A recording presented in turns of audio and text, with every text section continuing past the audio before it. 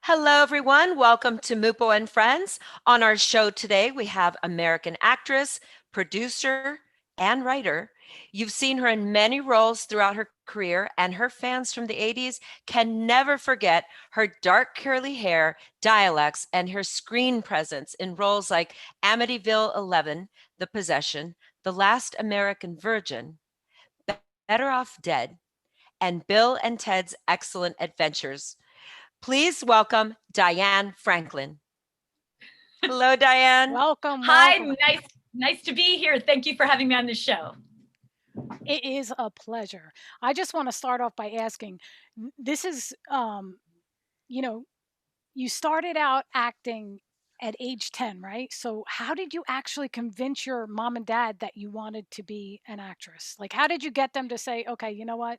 Don't go to school. Let's just do this. You know, first of all, I have to say that I actually wanted to do it when I was 4. And I think that that's a very interesting thing. Kids, I have to tell you, kids know what they want to do. Often parents say, no, you don't want to do that. And therefore they don't do what they want to do. But my parents, because they were older, I was kind of being raised by like grandparents, my age. My mom had me when she was 40. I think by the time that I said that, they were letting go. And they were like, okay, we'll do this. Because my parents were German immigrants, so they talk like this. So I think that's interesting because, you could be a very talented person or kid or have a gift, but if you don't get the help, you then have to wait until you're older to make it happen. And that's not to say it won't happen. It really can be, but you may, and I find this really interesting, you may believe that you can't. And I think it's really important that in order to be in the entertainment business, or I think any job you do, you have to believe in yourself more than anyone else. So for me, I started when I wanted to do it when I was 4. And my parents, we went to an agent and they said, they found somebody, I don't know how legit they were, but they said that my hair was too short and curly. And I think I just had a lot of energy. And I think they just were like, wait till our hair grows out long and you can straighten it to be in the business. Because at that time, everything was straight hair, like Marsha Brady, that beautiful blonde, beautiful hair. So anyway, and I watched like That Girl on TV, and I loved Marlo Thomas, the dark hair. She was the only dark-haired actress who was, to me at the time, who had bubbly energy. I could relate to her, and she played an actress. So what happened for me was, I guess I showed my parents, like I was always interested, and I always put it out there, and they listened. So what happened was I took dance, I took ballet, I took singing, and I was very creative. I draw, and I just did a lot of things, but I kept my energy and my passion there. So by the time I was 10, I was like, I really want to get into the business. So it took like 10 years to convince my parents. So don't give up, right? That was just getting them to let me, to push it further.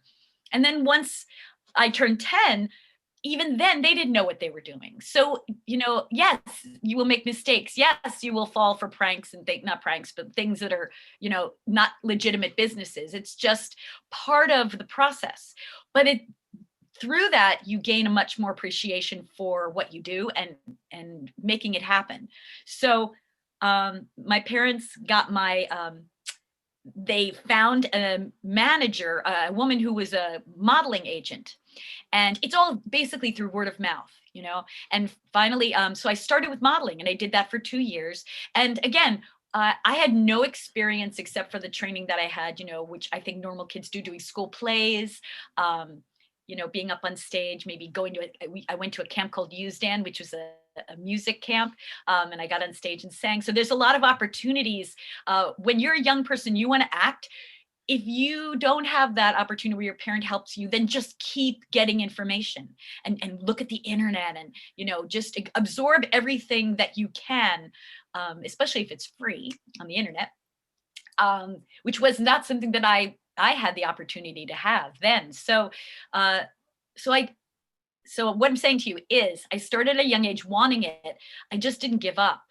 And then by the time I really proved to my parents that it wasn't a passing phase. And I think that that's a really important thing too. If you want to be anything, you need to not let other people tell you that you can't do it and believe them. And you need to put it out there and show people, because if you just say you want to do something, but you don't put the hard work into it, then people will go, well, that person, I guess, doesn't really want to do it, So I think it's important. I think, hard work is really important when you want to be an actor.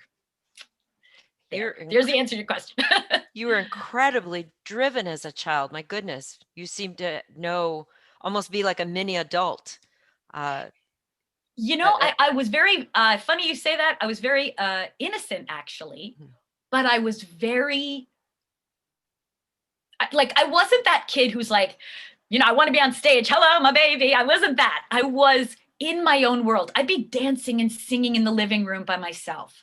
My mom would or I'd be playing down on the piano by myself. I was a very creative kid, but I was a very shy kid, but I loved the feeling of performing and acting, which I have to say, at that time, that was my dream, was to be an actress. And, I can't even believe that I'm here today. And I actually am still acting today, because that was kind of my dream when I was younger, which was, one of the things I loved about acting is you could do it your whole life. You can be really, really old and act, any type of life. And that's, to me, was very exciting. I really like that kind of vocation. It's funny. What were your favorite roles to play as a child? Well,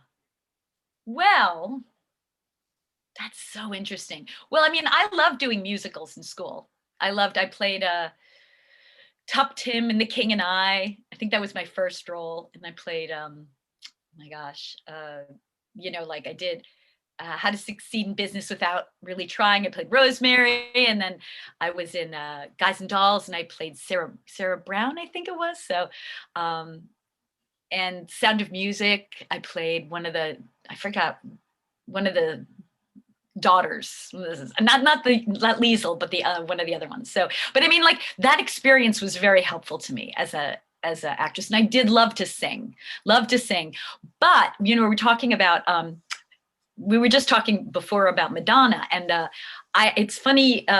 You had mentioned that you met her and you worked with her in different ways. And when I was growing up in the 80s, one of the biggest things was that I didn't realize as a young person that women didn't always have opportunities like men, and that women weren't treated equally as men. I didn't see that. I didn't see that, but it was probably because Madonna was right there, and she was making money as a woman.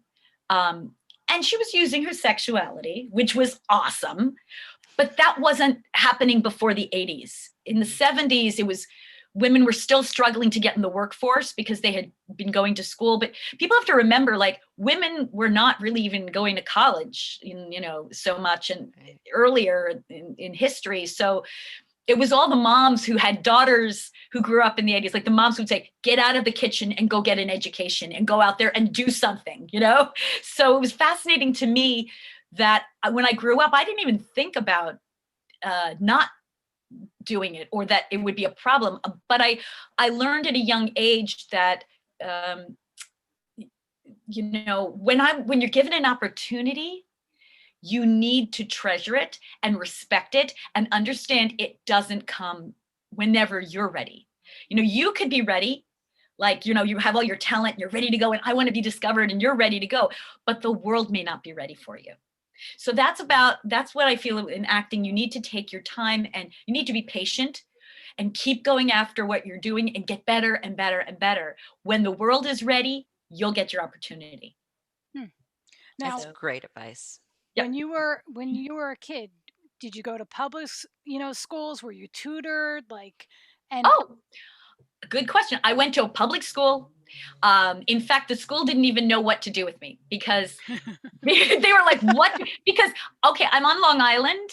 I'm going to a public school in the suburbs, and I'm staying, and I'm going, and I'm, 10 years old, or 11 and 12 and 13. And the schools were they didn't know what to do with that. They were like, they knew that they had to give me the work permit, but I went to school, and then I would, like, I'd have an audition, for instance. I'd be going to school all day, and then it would get to about 2:15, and school would end at like 2:45 or something. And so like 3 times or 2 times a week, my mom would pick me up to take the train to drive to the train station, to get on a train, to go 45 minutes on the train to New York for an audition. One audition takes 5 minutes, back in the train, back in the subway, back in the train, 45 minutes, come home and go to school the next day. So, it would be like that. So I know, like, at 2:15, my teachers would be looking at me like, are you going again? Because, when you go on auditions, you go as much as you can. And I would be, sometimes going 3 times a week. And so it was very tricky with school, but they really were they were good for the time, as opposed to, like, nowadays, maybe people are more used to it. Schools may be more used to it. And schools might, here in Los Angeles, schools are probably more aware of that and kind of can handle a little bit better, or kids just homeschool. But the reason why I went to a public school is because I think it's really important, if you want to be an actor, to be in the real world. And it's really important to meet people in your age group and understand what it's like to play, things like, if you're not on a team, you don't know what it's like to be on a team. If you don't have real friends, you don't know what that relationship is like. If you don't go to a dance, I really felt like it was important to experience things. And when I was younger, acting lessons were not something that kids were in the entertainment business were told to do, because it was told that if you went for acting training, you would become false and two in your head. So when I was younger, they was like, no acting, don't take any acting classes. But then as I got older, it became sort of a necessity because of the people that because as you're working as you get older, you become more enriched with experiences and life. So you're kind of competing against other people who, do have training. So it's kind of an interesting thing as an actor, how you have to sort of balance it. But the key is to be, that's why it's so much work, but it's good, so you get the idea. Absolutely. And do you feel that the training helped you, the formal training, even just the training you had as a child, helped you segue into the acting as an adult, and because of the natural instinct that you had? All right. So acting in the business, and here's the other thing, doing a play, when you do plays, you get very in depth with what the characters are doing. I did a play actually at the McCarter Theater when I was 16. That was a professional play. And that experience, working with professionals, Jo Beth Williams played my sister in that play. And it was like small Thornton Wilder play. And that I really learned from. I learned from all my experiences at school. The business aspect of it gets you to be up on your technique and your, when you're working in the entertainment business, the training is about being ready, being patient, being, knowing your place, knowing that, it's not all about you, obviously, but knowing, you have to be prompt. You need to know your lines, know your work. You need to be able to take direction really well. And I think that's one of the things for me as a kid, that is why it was so valuable. When you're a child and you act, it's harder to get sometimes kids to do those things than it is adults. But the training really comes in for me now as an adult actress, because what happened was all the years that I did study acting throughout my career. I did a 2-year Meisner program. And although I will tell you this, training doesn't make you, you can take training and it will take you as far as you allow yourself to go. Like if you really commit and you get into it, it will take you will become an actor for sure. Mm-hmm. But it doesn't mean you have the spark. And the spark is something that you can't teach someone. It has to come from within. So if you want to be an actor, it must come from you. and not from the technical aspects. And I always say to my students when I teach is, what do you have to say? What is your message? Like, everybody's got a different message. Some people are, they want to save the day, or sometimes some people, are very nurturing. They want to take care of people. Everyone's got sort of, and I use the word archetypes because archetypes are like where stories are written from. So if you connect with your archetype, you will find your, I would say purpose in your performance. And it's not to say that you can't play everything, because I do believe, it's great to play everything, but it will be authentic if it has to come from who you are. So I don't know, I'm going off on an acting tangent now, but No, you get the that's idea. good. I mean, what advice do you have for actors that, if they want to find the right acting coach, where would they go to? Me. No, okay. I was going to say, and I'm I pointing will to take you. care of you. Right? Come to me, I will take care of you. love it. I think, okay, so here's the thing about the acting the teachers. I'm going to go, you got to get word of mouth. You have to get the acting. It's very fascinating because I now am a actually credentialed acting teacher, a drama teacher, and you want to find somebody that you feel safe with, and you want to find word of mouth. Maybe nowadays you can go on the internet and look and see what the deal is on the internet, like if that person's not good or good. I will say this, there are a lot of acting teachers who, what they do is they go, we have, we'll do a showcase and then we'll bring agents in. And I think that it's a good experience to perform in front of people that, are agents, or, it's great to get yourself out there no matter what. I think that's really the key. Actors need to keep doing their work. They need to keep being on stage. The more you do it, the more you're practicing memorizing, you're being in front of people. You're not, you just should be working in plays and just constantly put yourself out there, memorize monologues, study dialects, just, do as much as you can. And with an acting teacher, their job should be to keeping you fresh and working on technique. And I think that, so I would have to say, if you want to find someone, I would say word of mouth, reviews, and trust your gut. Because if it feels weird, it is weird. And I'm bringing that up because I know that there are a lot of people who dream of being actors and they want so badly to make it and to do things. And all I can tell you is throughout my career as an actress, I always trusted my gut. And you could tell me someone is the most famous person in the world. If it didn't feel right, I'm out. So if that can help you, that's an important piece of information to know. Speaking of trusting your gut and safety, especially when you're in the younger years of, dealing with coaches, agents, and the whole thing about kids or even teens, that grow so fast and appear to be adults when they're not. Have you ever experienced or known of in the industry kids being approached inappropriately by managers, acting coaches? And I don't mean bogus contracts. I mean, the stuff that goes on that we hear about. And how did your parents protect you? Were they with you all the time? And good question. So first of all, and this is, again, I had no idea this wasn't the thing. When you are a child actor, and I got into SAG early, at the time, whenever you went for an audition, there always had to be more than one person in the room. There always had to be at least two people in the room when you audition. So as a child, you go in, my parent would sit in the lobby and wait, and I would go in for the audition and come back. But this is why it's really important to get a legitimate agent, because a legitimate agent will not send you on an audition that is not backed. I actually have to tell you something that's funny.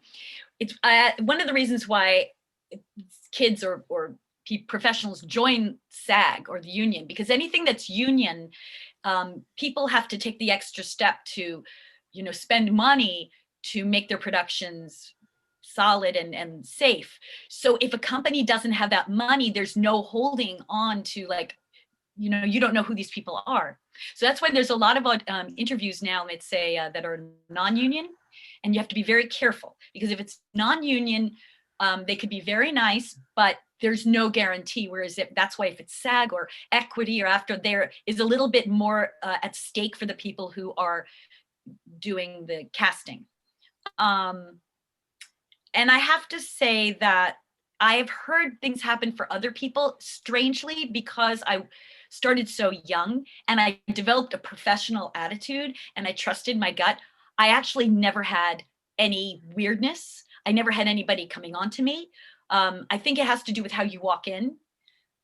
My parents would say, like, don't look all over the place, just look at the person in the eye and take direction and do your thing. And I don't know, it was just kind of interesting. It's a very delicate time in life, and I'm very careful. I think parents need to be very careful with their kids. You are the momager. A momager. What is it? The momager. I like that. Momager. You're the manager, momager.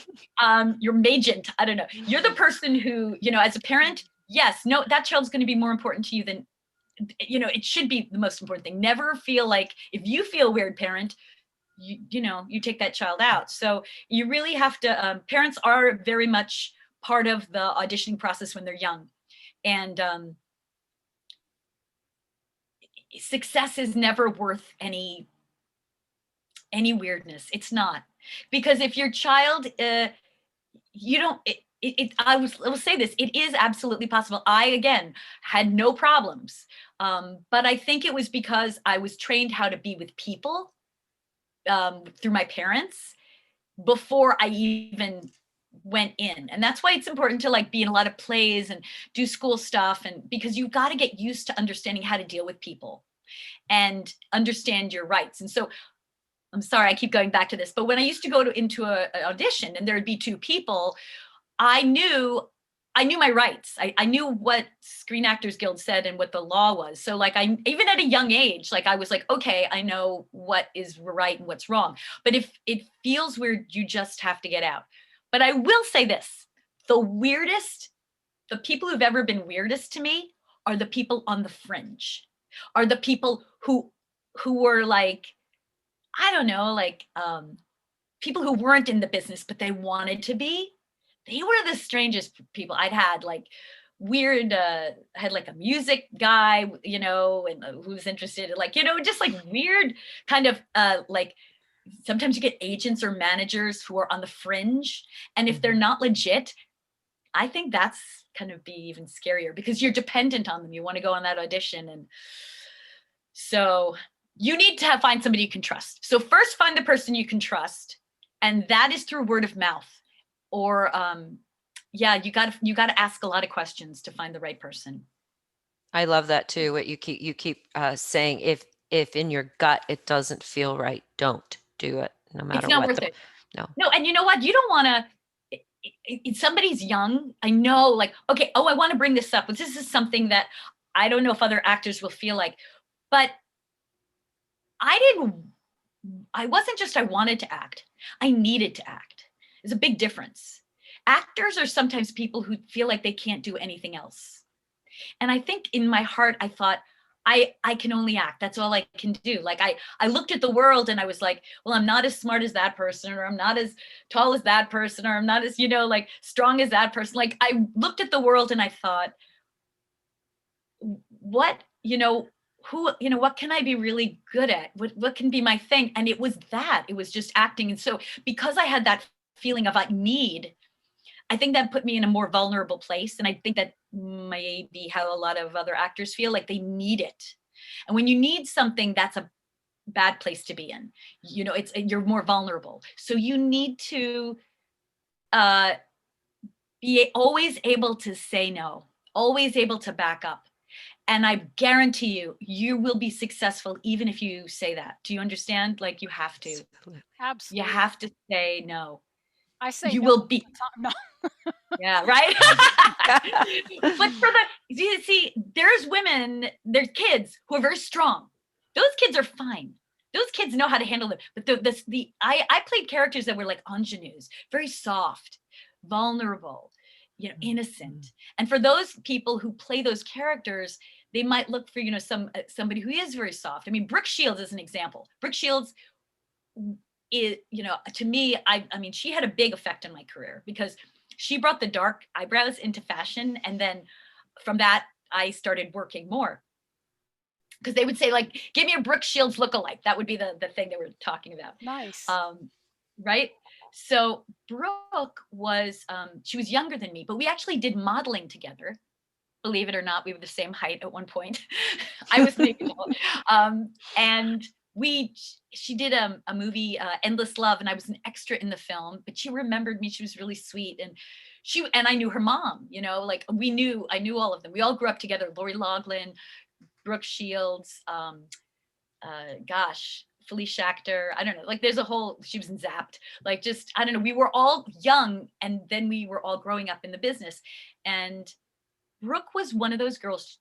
She's got an innocence. She just is. And she is lovely. I think to this day, I mean, no matter what happens, there's always a sweetness there. And she, to me, was the perfect example of, that, if you put your child in the entertainment business, you have to be so careful. And that's why her mother was very territorial. Strict. Yeah, she was very strict. She had to. And, maybe her mom was like, looking at her like, I mean, her mom was in the business, so in the sense that, she was trying to figure out what worked and what wasn't. Her mom was a go-getter, so her mom was going to make it happen.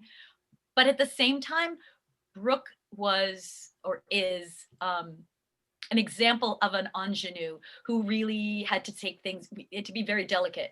And adults knew they had to be very delicate too. I mean, they have big time directors with her, and she went through a lot. My guess is so. But we survive. We all survive. Nice. So your father taught you how to handle your finances at a young age. Oh, yes. How did his advice help you, with your earnings throughout your career? And, did you invest money? Did you, because obviously you've been doing this for a very long time and you're very seasoned. Yeah, thank you. I think money is very, okay. So you have to, as an actor, you do it for the love of acting. That's usually how it starts. If you want to.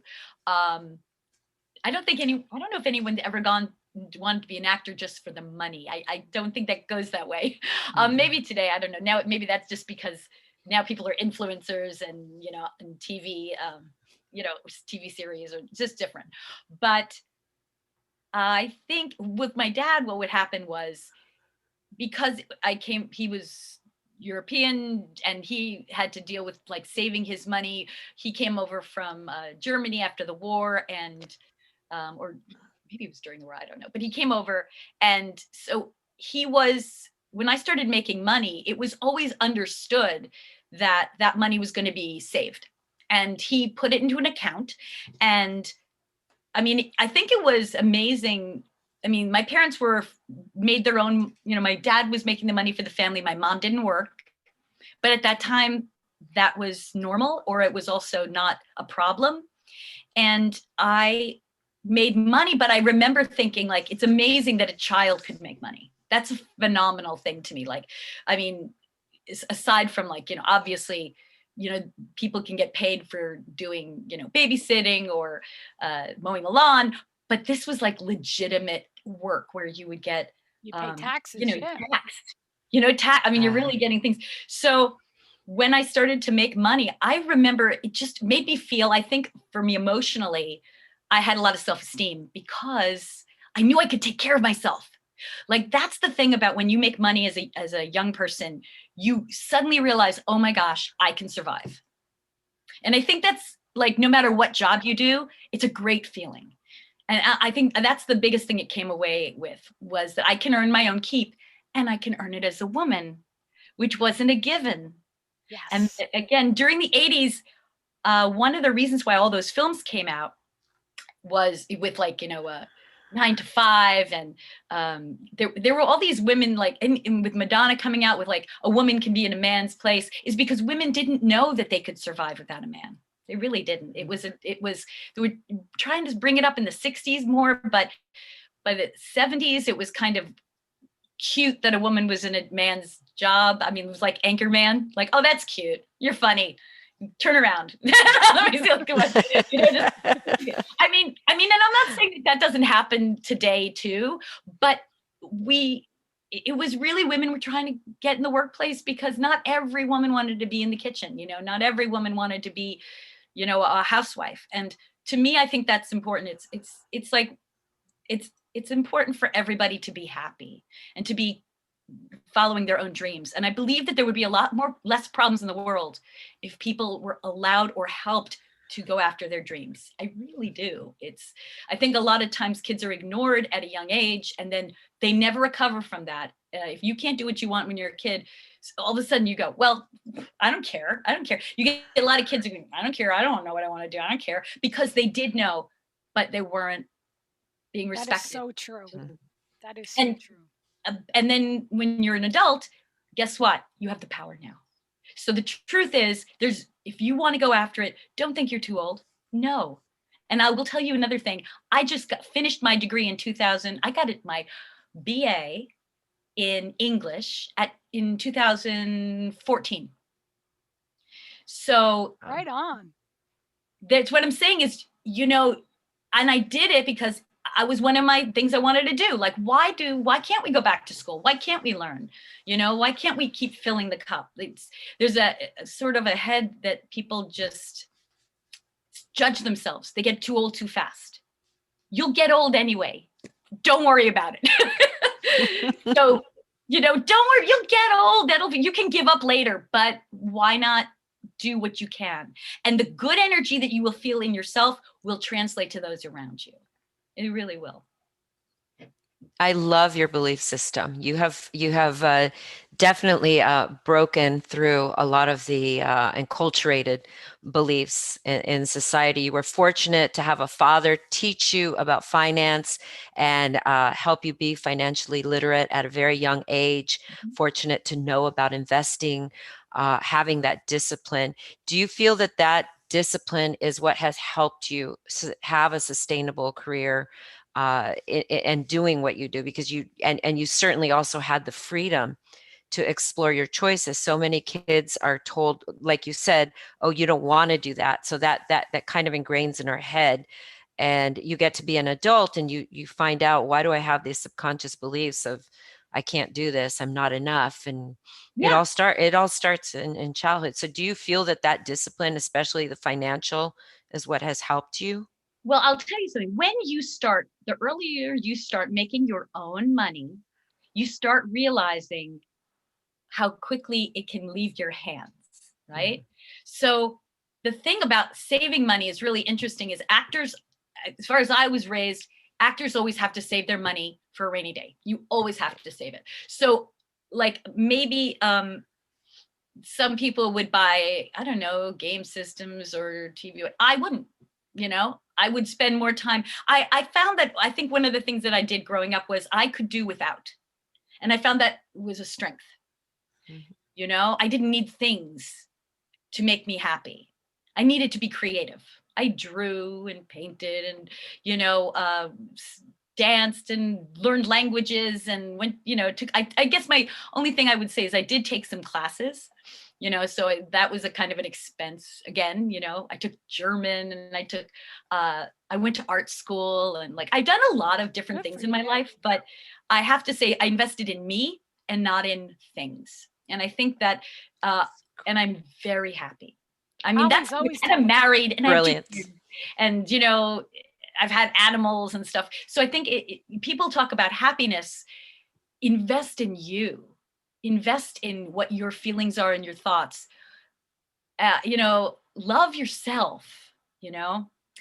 Loving yourself is not, I'm not, I mean like narcissism. That has to do with loving yourself, has to do with, it doesn't mean like you love yourself when somebody else is there. Okay. Like, no, like, you know, you want to be able to do both, but loving yourself means you treat yourself as if you were your child, you. Like, what do you want? What do you need? Imagine talking to yourself as a child. What does that part of you need? I love it. You know, and if you can do that, that's the beginning of finding your happiness. And as an actor, you need to be in touch with how you feel. So there's a lot. 100% relate. You have a beautiful mindset. 100%. Thank you. So I want to know what it's like working with Keanu Reeves in Bill and Ted's Excellent Adventure, because I absolutely love him, and Most triumphant. excellent, excellent. It was so funny. I recently saw the film last year when they were bringing Bill and Ted's 3 out. I don't know, some film festival did some kind of an opening thing, and I saw the film again, and I went, oh my gosh, I kissed Keanu. I forgot about that. I was like, what? How could you forget that, right? So yeah, he is very sweet, and he was adorable to work with because he was in that sort of character. I think that Keanu there's a part of him that's very shy, and I think that that's endearing. And I really enjoyed working with him. I wish I had more time. What you're hearing, my hesitation, is that I wish we had more scenes to do. Although we had a strange thing because we shot a scene we went to Rome, and we shot scenes in Rome. And then we toured, all of us, Alex and Keanu and Kim and I were touring like Europe, touring Rome to see all the sites. So we did spend time there. And then we also shot in Arizona. We shot a different ending. And I wish they would find it. I tell you, if you're a filmmaker, don't throw your old footage away. Keep it, because everybody wants to see it. And we had actually another ending where Bill and Ted take us to the prom. We did make it to the San Diego's prom. Oh, I want to see that. It was so cute. We got out with George Carlin out of the phone booth, and the room was all decorated like a prom, and we were prom king and queen with the guys, and it was adorable. It was just so sweet. So, but I think they didn't want to end the film where we went to the prom. They wanted to end the film at the beginning of the next episode, being we're going to start a band. And so that's when we had to shoot that scene where we shot it with George Carlin, and we shot it in a garage in, I think, I'm going to say Pacific Palisades. I think that's where we shot it. So yeah. And so it was really, what a fun movie to work on. And the people were really sweet and nice. So yeah, I have nothing but positive experiences with them at that time. That's incredible. He seems like he would be a very kind person. He has that energy to this day. Well, you're going to have to meet him. You're going to have to get there. Find him. You can do it. I know you can. Bucket list, right? The Mupo list. Let's talk about, go ahead. No, I was going to say, you know what? I'd like to see you two do something now, like in the future together.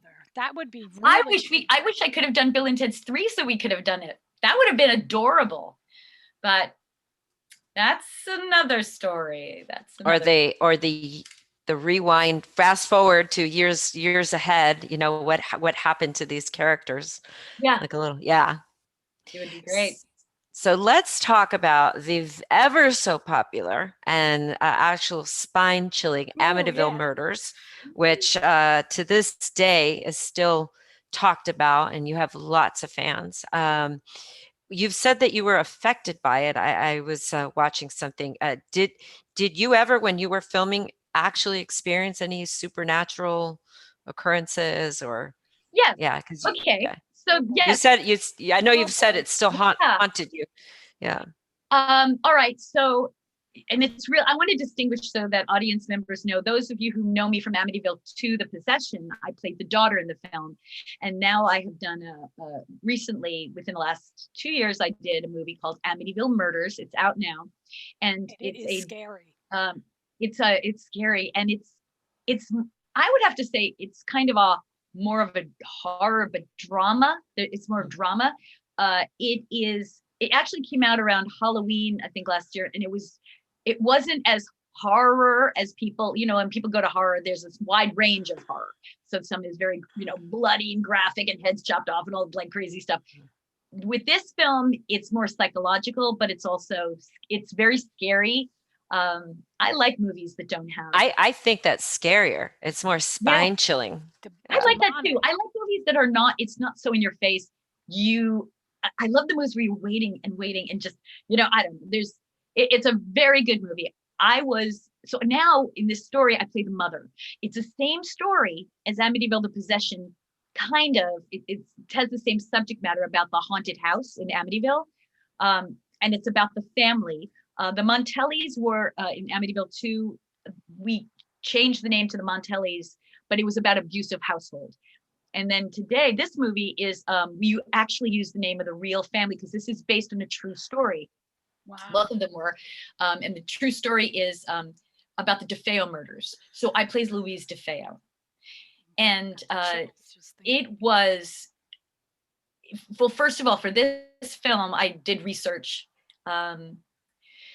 It is tragic. I mean, Ronnie DeFeo is still alive. He's in prison right now. I actually was trying to look him up and see like where he is and what he's doing, but he's there've been, I know that the person Daniel Ferens, who was the director and writer of this movie, he tried to contact Ronnie DeFeo before when he was writing it, but I think he was just too crazy. So I don't know. It was one of those things where we just, you try to get as much fact as you can when you write something like this. And I was just beyond honored to be able to play Louise. This was the first role I ever played of someone who actually existed. And I wish that I had not had the opportunity to do it in a way, because it's tragic. I mean, it's a tragic story about a 23-year-old boy who murders his family. And I wish that I had not, been, that wouldn't even have been a thing. But when I found out about it, and I had done Amityville before, I just burst into tears. I was like so happy to be able to be in that role and to give Louise DeFeo her time, her due. People can watch the film and they can really see that this is a real family with real problems that, a lot of people have. I mean, a lot of families have abuse, and they keep it secret. This is the secrets of the problem. It's when you have the secrets, like if you can find someone to outside the family to tell your secrets to, I mean, you got to get out of that system, and that system is so strong. But no, like, you're not the only one. Like, that's what happens. Like, that's why I think that what's amazing about this movie being made is that people who are going through stuff like this will know, oh wow, like they should say something. You got to get outside the system. Anyway, say something before it's too late. Yes. But do tell, did you, what kind of spooky things happened on the set, or things that you can't explain? No, so here's what happened. So when I did Amityville the Possession, I would deflected everything. I was the daughter, and I played the innocent. But here, because I was the mother character, I had to be the empath, and I had to feel everything. So my whole energy on set was very different than it was in the other film. And I really just kind of would take a deep breath and exhale and just allow myself to, you can see like I talk very quickly, but I just chilled, and just allow that energy to come to me. So, and it was great because what they did was they actually, as we were recording, they were interviewing us while we were shooting. They interviewed us to ask us about the things that happened on set. And I didn't realize I wasn't the only one who things happened to. Other people in the set happened. So if you get the Blu-ray at the end, they had special features. There were things I didn't even know. So, but anyway, I'll give you an example of one thing that happened to me. So I was sitting and having lunch outside. This was before COVID. We were all sitting outside under a tent. And I'm eating, and the tent has like this very narrow little gap. And then you see the sky. All right. So we're under the tent and we're sitting and eating.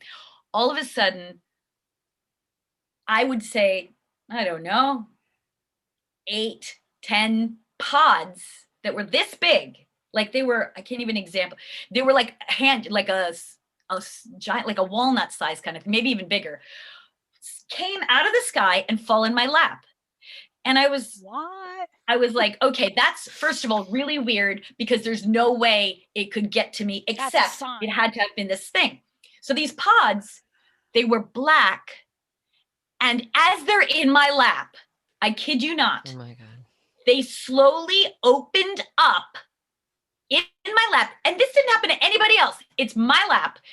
Opened up, and out of them flew a giant, shiny beetle. Ooh.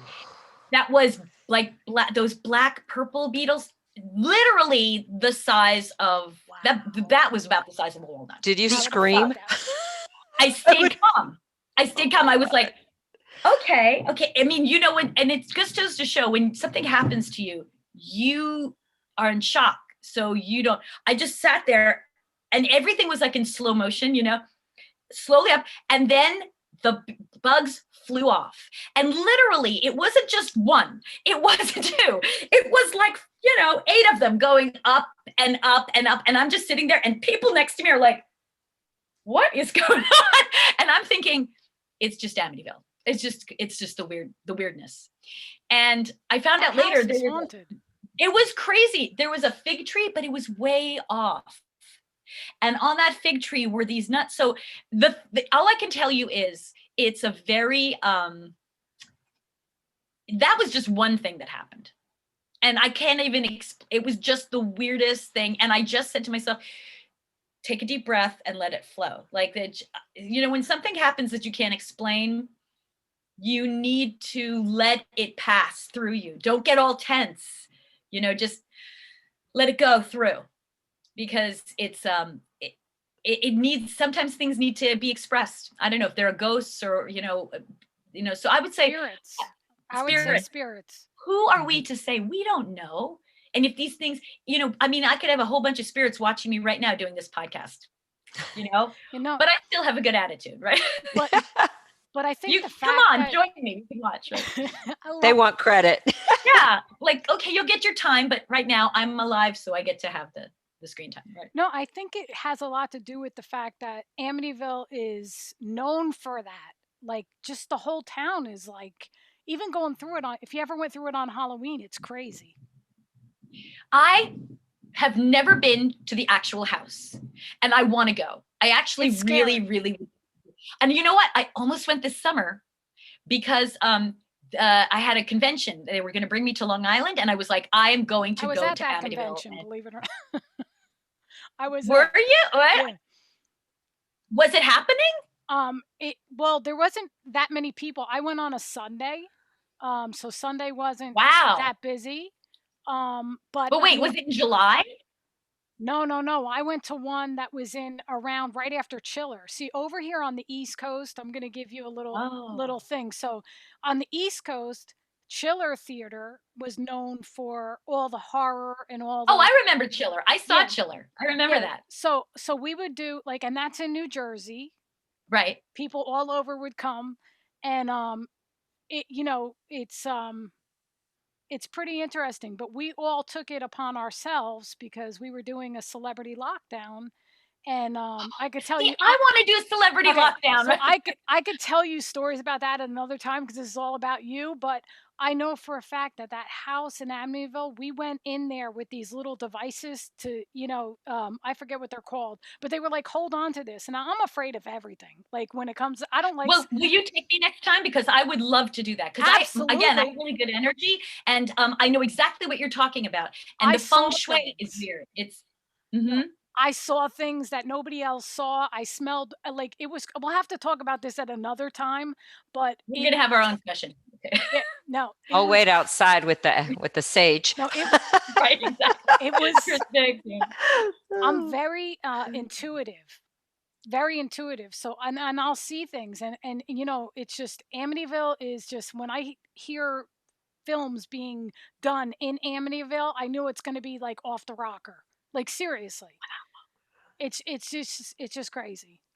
Well, you're right. I mean, I totally. I mean, I'm a big fan of Ghost Adventures.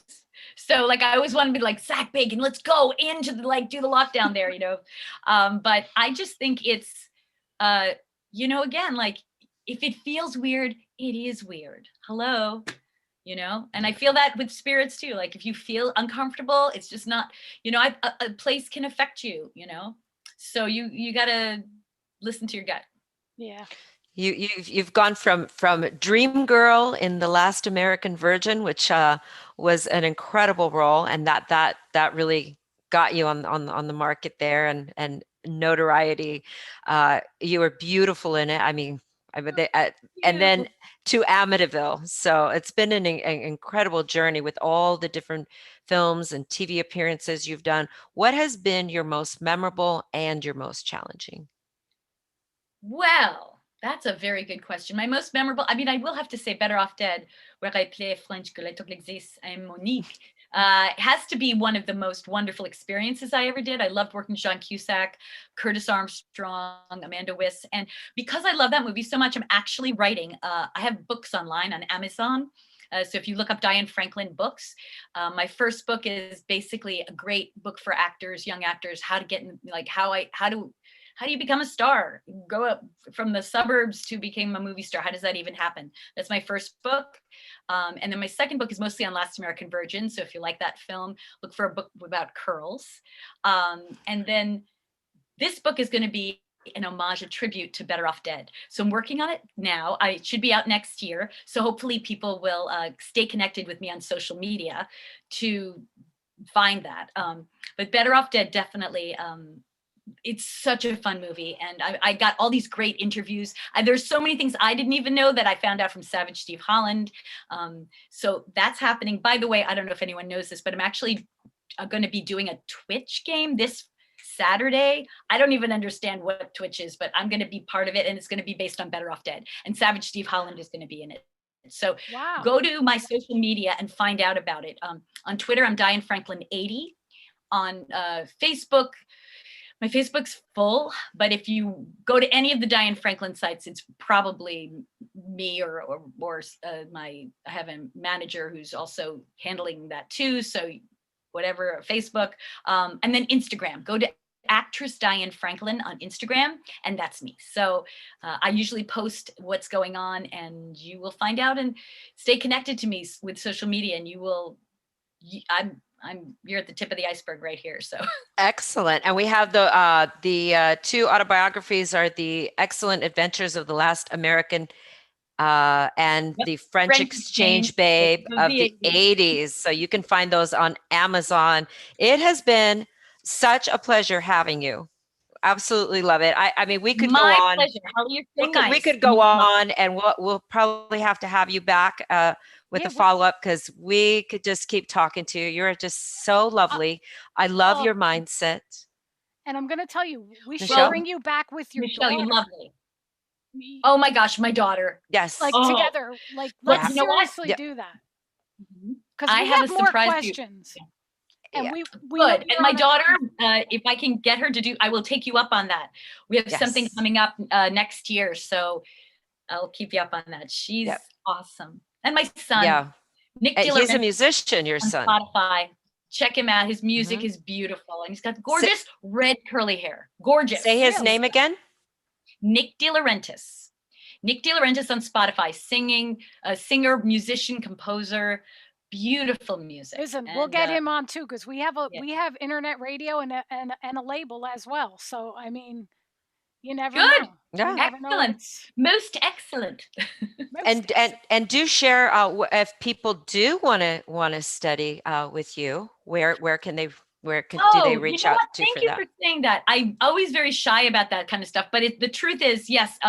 If you would like to study with me, I right now I do like privates, because I want to study. Teaching so many kids. I'm like, so I have to arrange it. But go to Most Excellent Actually, you can even email me at mostexcellentactingstudio@gmail.com.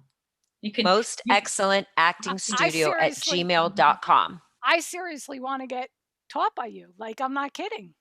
There's some about you that's just like amazing. Like, you're just I can.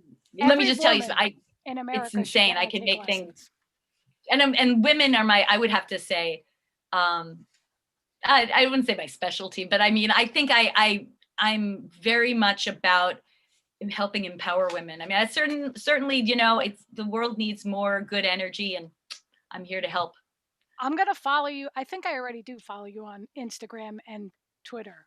I think I do. But you know what I'm going to do is I'm going to hit you up, and because I feel like we need to all work together, All right. do a project. Sounds good. Excellent. And I'm before we ready. leave, I just have a little thing I like to do. I like to either start a sentence, have someone finish it, or ask them like quick little questions. So, what is a skill people do not know you have? That's a good one.